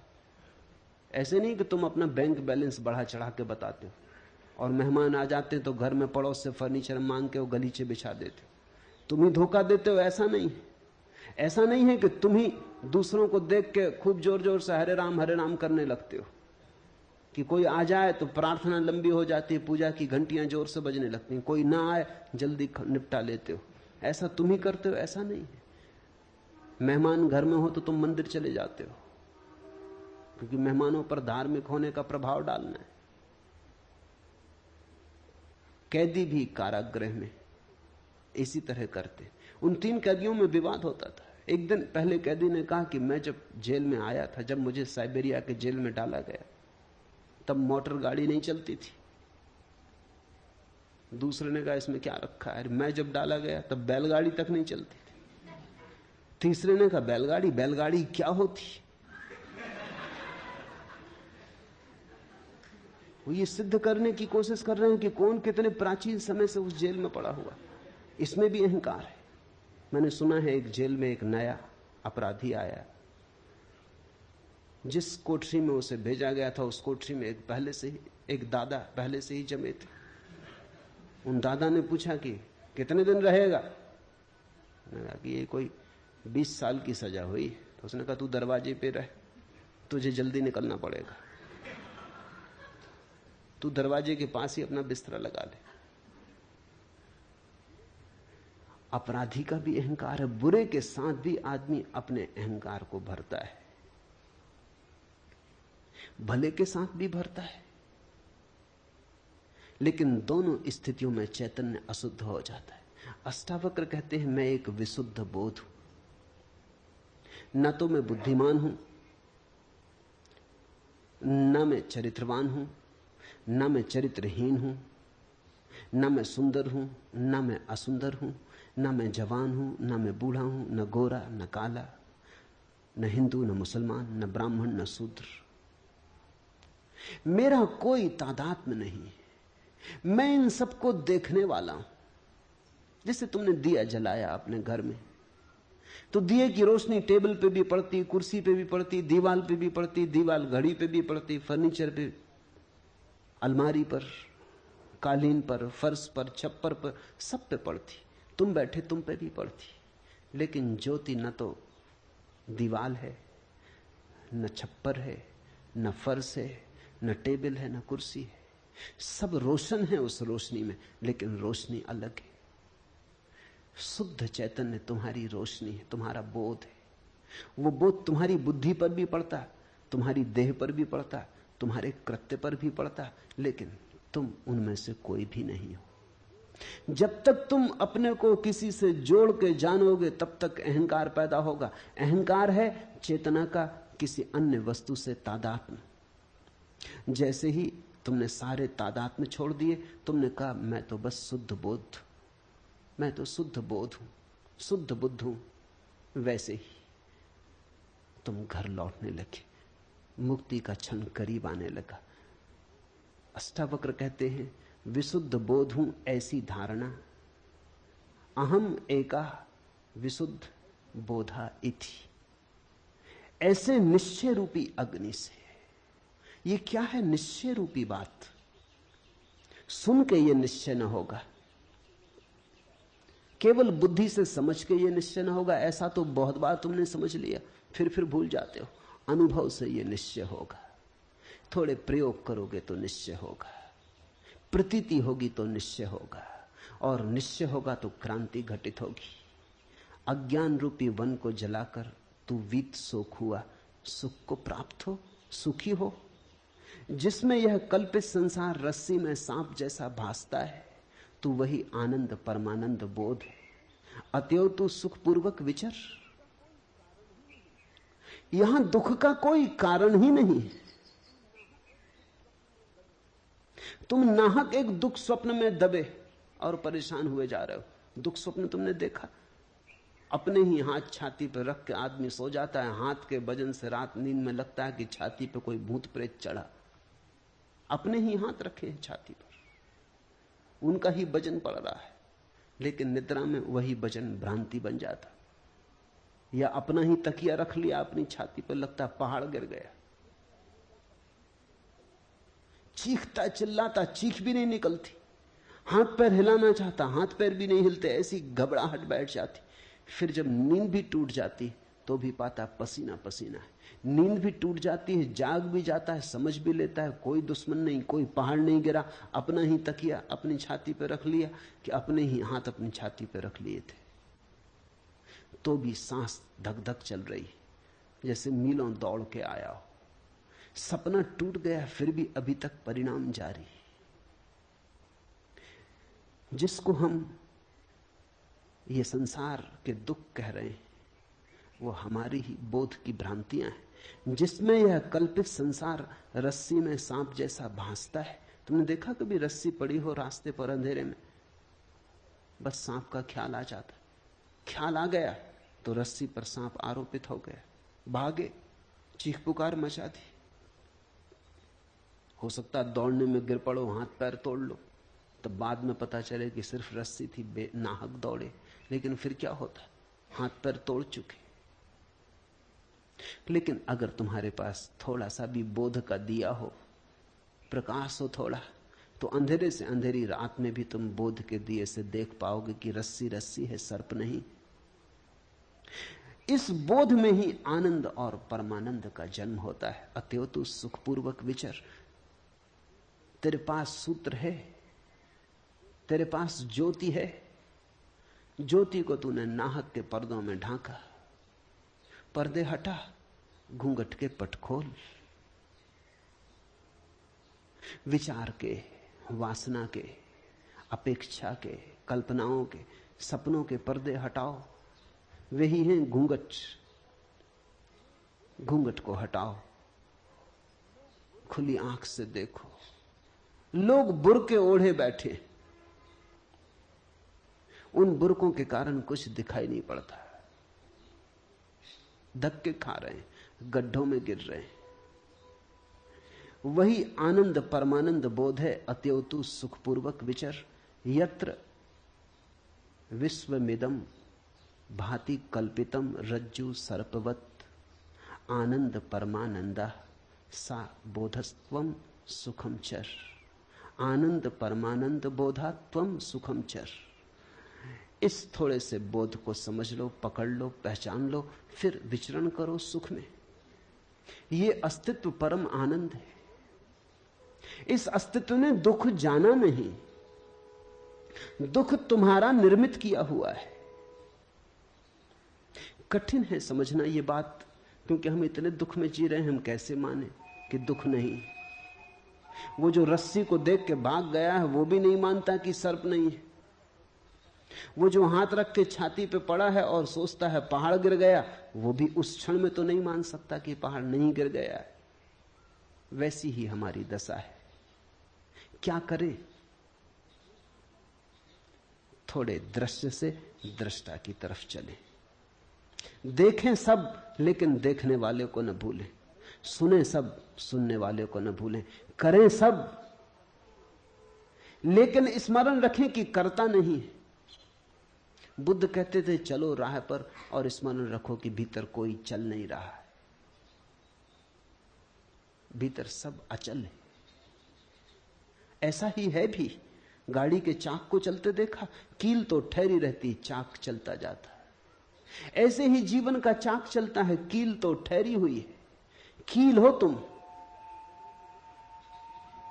मुक्ति का अभिमानी मुक्त है और बद्ध का अभिमानी बद्ध। क्योंकि इस संसार में यह लोकोक्ति सच है कि जैसी मति वैसी गति। ये सूत्र मूल्यवान है। मुक्ति का अभिमानी मुक्त है। जिसने जान लिया कि मैं मुक्त हूं, वो मुक्त है। मुक्ति के लिए कुछ और करना नहीं, इतना जानना ही है कि मैं मुक्त हूं। तुम्हारे करने से मुक्ति ना आएगी, तुम्हारे जानने से मुक्ति आएगी। मुक्ति कृत्य का परिणाम नहीं, ज्ञान का फल है। मुक्ति का अभिमानी मुक्त है और बद्ध का अभिमानी बद्ध। जो सोचता है मैं बंधा हूं, वो बंधा है। जो सोचता है वो मुक्त हूं मैं, वो मुक्त है। तुम जरा करके भी देखो, एक 24 घंटे ऐसा सोच कर देखो कि चलो 24 घंटे यही सही, मुक्त हूं। 24 घंटे मुक्त रह के देख लो, तुम बड़े चकित होगे, तुम्हें खुद ही भरोसा ना आएगा कि अगर तुम सोच लो मुक्त हो तो कोई नहीं बांधने वाला है, तो तुम मुक्त हो। तुम सोच लो कि बंधा हूं तो हर चीज बांधने वाली है। मेरे एक मित्र थे, मेरे साथ प्रोफेसर थे। होली के दिन थे, भांग पी ली, रास्ते पे शोरगुल मचा दिया, हुल्लड़ कर दिया। बड़े सीधे आदमी थे। सीधे आदमी के साथ खतरा है, उसके भीतर काफी दबा पड़ा रहता। उपद्रवी नहीं थे, नाम भी उनका भोले राम था। भोले भाले आदमी थे। भोले भाले आदमी के साथ एक खतरा है, भांग वगैरह से बचना चाहिए, क्योंकि वो भोला भालापन जो ऊपर ऊपर है, भांग ने तो डुबा दिया। भीतर जो दबा पड़ा था, जिंदगी भर में जो नहीं किया था, वो सब निकल आया। वो सड़क पर गए, शोरगुल मचाया, उपद्रव कर दिया, किसी स्त्री के साथ छेड़छाड़ कर दी, पकड़ लिए गए, थाने में बंद कर दिए गए। अंग्रेजी के प्रोफेसर थे। रात कोई 2 बजे आदमी मेरे पास आया और उसने कहा कि आपके मित्र पकड़ गए, और उन्होंने खबर भेजी कि निकालो, सुबह के पहले निकालो, नहीं तो मुश्किल हो जाएगी। बामुश्किल उनको निकाल पाए। सुबह होते होते निकाल तो लाए, लेकिन वो ऐसे घबरा गए। सीधे साधे आदमी थे, वो ऐसे घबरा गए कि बस मुश्किल खड़ी हो गई। 3 महीने उन्होंने ऐसा कष्ट भोगा। सड़क से पुलिस वाला निकले कि वो छुप जाए, तो वो आ रहा पकड़ने।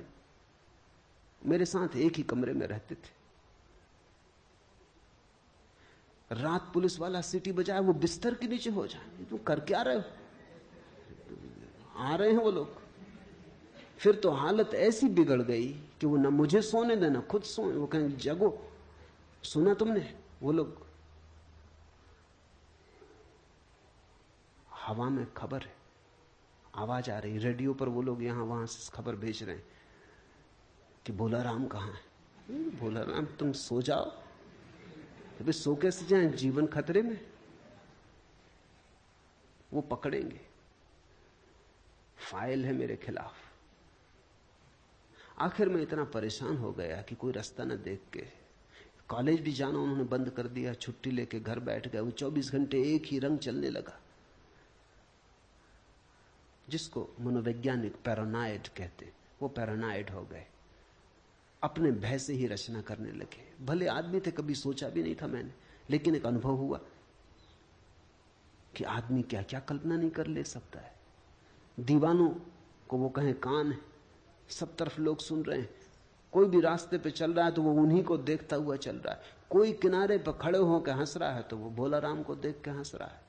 कोई बात कर रहा है तो वो उन्हीं के खिलाफ षड्यंत्र रच रहे हैं। सारी दुनिया उनके खिलाफ।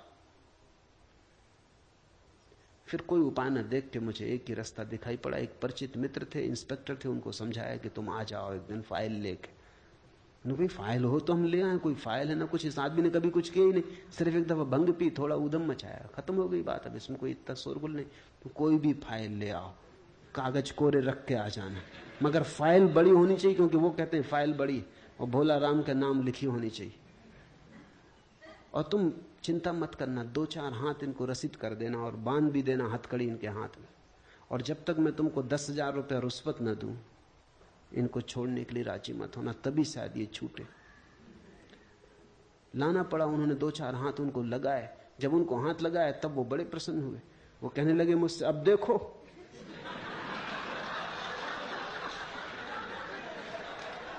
जो मैं कहता था हुआ कि नहीं। ये रही फाइल, बड़े बड़े अक्षरों में भोला राम लिखा है।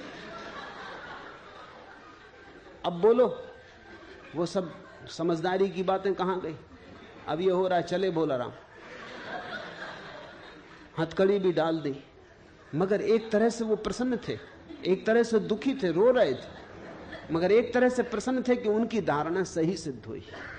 आदमी ऐसा पागल है, तुम्हारे दुख की धारणा भी सही सिद्ध हो तो तुम्हारे अहंकार को तृप्ति मिलती कि देखो मैं सही सिद्ध हुआ।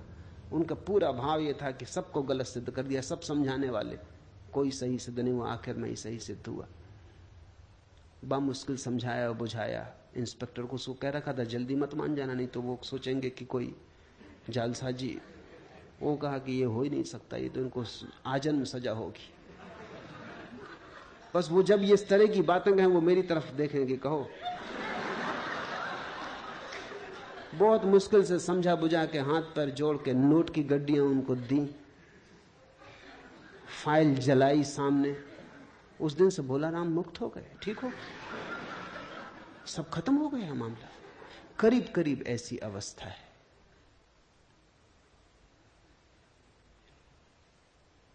मुक्ति का अभिमानी मुक्त है और बद्ध का अभिमानी बद्ध, क्योंकि इस संसार में यह लोकोक्ति सच है कि जैसी मति वैसी गति।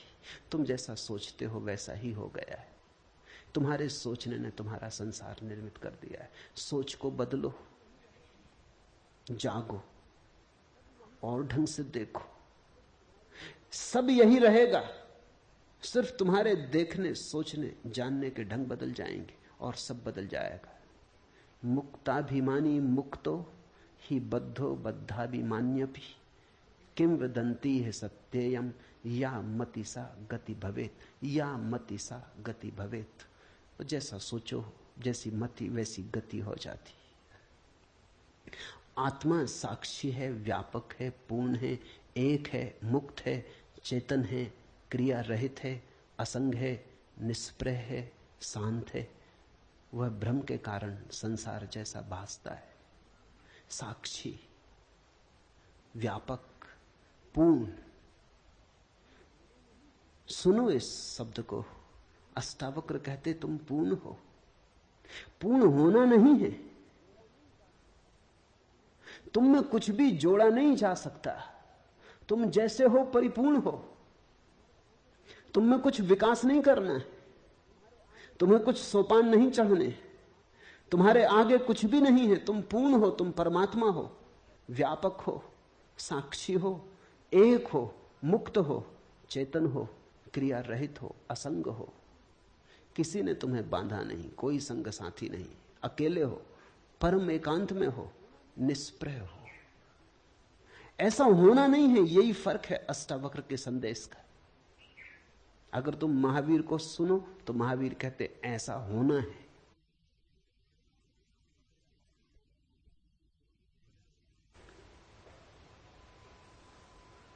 अष्टावक्र कहते हैं ऐसे तुम हो।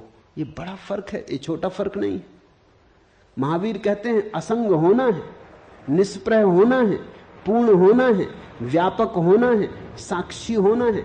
अष्टावक्र कहते हैं तुम ऐसे हो, बस जागना है, ऐसा आंख खोल के देखना है। अष्टावक्र का योग बड़ा सहज योग है। साधो सहज समाधि भली, तू कूटस्थ बोधरूप अद्वैत आत्मा का विचार कर। अहम आभास इति, मैं आभास रूप अहंकारी जीव हूं। ये तुमने जो अब तक मान रखा है ये सिर्फ आभास है। ये तुमने जो मान रखा है ये तुम्हारी मान्यता है, मति है। यद्यपि तुम्हारे आसपास भी ऐसा ही मानने वाले लोग हैं, इसलिए तुम्हारी मति को बल भी मिलता है। आखिर आदमी अपनी मति उधार लेता है, तुम दूसरों से सीखते हो। आदमी अनुकरण करता है। यहां सभी दुखी हैं, तुम भी दुखी हो गए हो। जापान में एक अद्भुत संत हुआ, होते ही जैसे ही वो ज्ञान को उपलब्ध हुआ, या कहना चाहिए जैसे ही वो जागा, वो हंसने लगा। फिर वो जीवन भर हंसता ही रहा। वो गांव गांव जाता है। होते ही को जापान में लोग हंसता हुआ बुद्ध कहते। वो बीच बाजार में खड़ा हो जाता और हंसने लगता। फिर तो उसका नाम दूर दूर तक फैल गया। लोग उसकी प्रतीक्षा करते कि होते ही कब आएगा। उसका कोई और उपदेश न था, वो बस बीच बाजार में खड़े होकर हंसता। धीरे धीरे भीड़ इकट्ठी हो जाती और लोग भी हंसने लगते। होते ही से लोग पूछते आप कुछ और कहो, वो कहता और क्या कहें। नाहक रो रहे हो, कोई हंसने वाला चाहिए जो तुम्हें हंसा दे। इतनी ही खबर लाता हूं कि हंस लो, कोई कमी नहीं है। दिल खोल के हंसो, सारा अस्तित्व हंस रहा है, तुम नाहक रो रहे हो। तुम्हारा रोना बिल्कुल निजी, प्राइवेट है। पूरा अस्तित्व हंस रहा है। चांद तारे फूल पक्षी सब हंस रहे हैं, तुम नाहक रो रहे हो। खोलो आंख, हंस लो। मेरा कोई और संदेश नहीं है। वो हंसता एक गांव से दूसरे गांव घूमता रहता। कहते हैं उसने पूरे जापान को हंसाया। और उसके पास लोगों को धीरे धीरे हंसते हंसते हंसते झलकें मिलती। वो उसका ध्यान था, वही उसकी समाधि थी। लोग हंसते हंसते धीरे धीरे अनुभव करते कि हम हंस सकते हैं, हम प्रसन्न हो सकते हैं अकारण। कारण की खोज ही गलत है। तुम जब तक कारण खोजोगे कि जब कारण होगा तब हंसेंगे, तो तुम कभी हंसोगे ही नहीं। तुमने अगर सोचा कि कारण होगा तब सुखी होंगे, तो तुम कभी सुखी ना होगे। कारण खोजने वाला और दुखी होता जाता। कारण दुख के हैं, सुख स्वभाव है। कारण को निर्मित करना पड़ता, दुख को भी निर्मित करना पड़ता। सुख है, सुख मौजूद है, सुख को प्रकट करो, यही अष्टावक्र का बार बार कहना है। बोधस्त्वम सुखम चर वीत सोखा सुखी भव, विश्वासमृतम पीत्वा सुखी भव। पीले अमृत हो जा सुखी। मनुष्य पूर्ण है, एक है, मुक्त है। सिर्फ आभास बाधा डाल रहा है। मैं आभास रूप अहंकारी जीव हूं, ऐसे भ्रम को और बाहर भीतर के भाव को छोड़कर तू कूटस्थ बोधरूप अद्वैत आत्मा का विचार कर। अहम आभासा इति वाह्यम अंतरम भावम मुक्तवा। बाहर और भीतर के भाव से मुक्त हो जा। आत्मा न तो बाहर है और न भीतर। बाहर और भीतर भी सब मन के ही भेद है। आत्मा तो बाहर भी है, भीतर भी है। आत्मा में सब बाहर भीतर है, आत्मा ही है। बाहर भीतर के सब भाव को छोड़कर तू कूटस्थ बोध रूप अद्वैत आत्मा का विचार कर। यह अनुवाद ठीक नहीं है। मूल सूत्र है वाह्यम अंतरम भावम मुक्तवा। मुक्त होकर अंतर बाहर से त्वम कूटस्थ बोधम अद्वैतम आत्मानम परिभावे। परिभाव कर, विचार कर, ये ठीक नहीं। परिभाव कर कि तू कूटस्थ आत्मा है, ऐसा बोध कर, ऐसा भाव ऐसी भावना में जग। विचार तो फिर बुद्धि की बात हो जाती, विचार तो फिर ऊपर ऊपर की बात हो जाती। सिर से नहीं होगा, ये हृदय से होगा। ये भाव प्रेम जैसा होगा, गणित जैसा नहीं। ये तर्क जैसा नहीं होगा, गीत जैसा होगा, जिसकी गुनगुनाहट डूबती चली जाती गहराई तक और प्राणों के अंतरतम को छू लेती, स्पंदित कर देती। परिभाव कर कि मैं कूटस्थ आत्मा हूं। ये घूमता हुआ चाक नहीं, बीच की कील हूं। कील यानी कूटस्थ।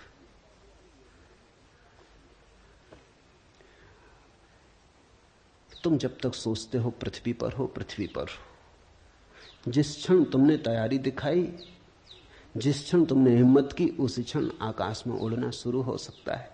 दल के दल तैर रहे मेघ मगन भू पर, उड़ता जाता हूं मैं मेघों के ऊपर। एक अजब लोक खुला है मेरे आगे, कोई सपना विराट सोए में जागे। कहां उड़ जाता है समय सिंधु घर घर। गाड़ी जो अंधी घाटी में बर्फीली, उर्मिल धाराओं में मछली चमकीली। धसता जाता हूं पैनिल तम के भीतर, कोसों तक लाल परधी सूरज को घेरे। छलक रहा इंद्रधनुष पंखों पर मेरे, यहां वहां फूट रहे रंगों के निर्झर। ठहरी सी नदी कहीं, उड़ते से पुल हैं, धाराओं पर धाराएं आकुल व्याकुल हैं। गलगल कर बहे जा रहे नभ में भूधर, गांव पर गांव धवल जंगल कांसों के। उगते ये तरु अनंत किसकी सांसों के। एक दूसरी धरती बना हुआ है अंबर, दल के दल तैर रहे मेघ मगन भू पर। उड़ता जाता हूं मैं मेघों के ऊपर। एक अजब लोक खुला है मेरे आगे, कोई सपना विराट सोए में जागे। जागो, सपना खूब देखा, अब जागो। बस जागना कुंजी, कुछ और करना नहीं। न कोई साधना, न कोई योग, न आसन, बस जागना। हरिओम तत्सत।